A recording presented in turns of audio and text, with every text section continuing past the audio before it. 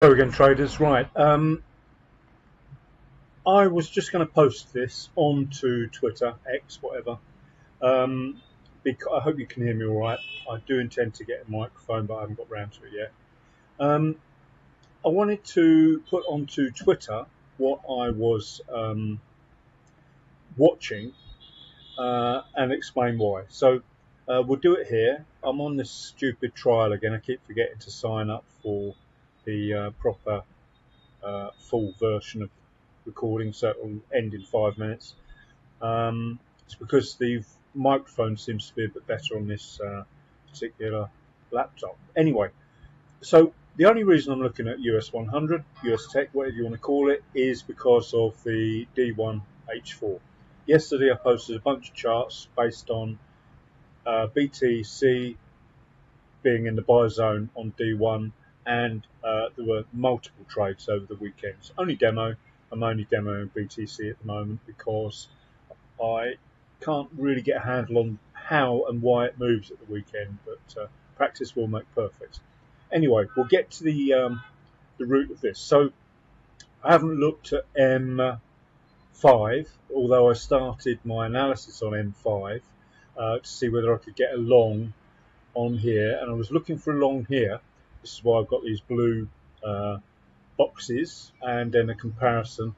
It was toss up whether I was going to use this as a comparison of a perfect setup. I didn't look at this one on M5. I didn't look at this on M5 either. We're not going to be able to see that on M5, but I'll talk about this one because the bars will go off my chart, and I don't really need to talk about that. But M15, you can see what happened. We've got the green bar closed. So that was what you could call the trigger bar, if you like, and that was the entry bar. And as you can see, it went miles and had a very tiny lower wick. So it was a good quality trade. All four here, the actual bust, pullback, break and close, the higher green bar on that one. And then, as you can see, this is an absolute mess. And when I'm looking at M5 for a trade, I've already checked out M15, so there's no way this is setting up for a trade. But should this decide to go long, then we know that is what we want to see. It's as simple as that, guys. So that's all I'm waiting for now. I'm not suggesting it's a trade because that's against FCA rules or whatever they call it, FSA. So, but I wanted to show you how much I use looking left to analyse what I want to see right. So we've still got 2 minutes left. So let's have a look at M5 now. And you will see why this looks slightly interesting. You can see a convoluted 2B there, low, high, high, low, high, high. That's the trigger bar.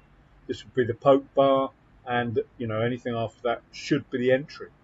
But and I might have had a cheeky scalp there, but as I say, based on M15, this is a no-go, and that's the importance of this video. That's the whole point of this video. Don't make them very often now. So this has got a lot of work to do here on M5 and on M15 to be a good long. But excuse me, that is what I do. You can look at the line chart and you'll see the 2B clearly here. I just want to see this continue down until it doesn't. And then that's when it gets interesting. Much the same as this point here and this point here, it gets interesting. And as I say, the only reason I didn't get into that was the higher time frames weren't correct. And I have to be honest now, I don't like trading outside of the Asian session. There's no need. It's stressful, ultra stressful compared to trading the Asian session. Don't even like trading, this is the London session now, I don't even like trading the American session. It's too late. Why bother? Catch a trade during the Asian session or pre-Frankfurt, which is what I've always done. Sorry, I've got a mouth ulcer, it's making me talk funny. And you didn't need to know that, but that's it. The 5 minutes is nearly up now, so I just wanted to make this, an important thing is how I use these on multi-time frames. It is the holy grail for my trading. That's it. 5 minutes is up. Thanks for watching. Have a good day.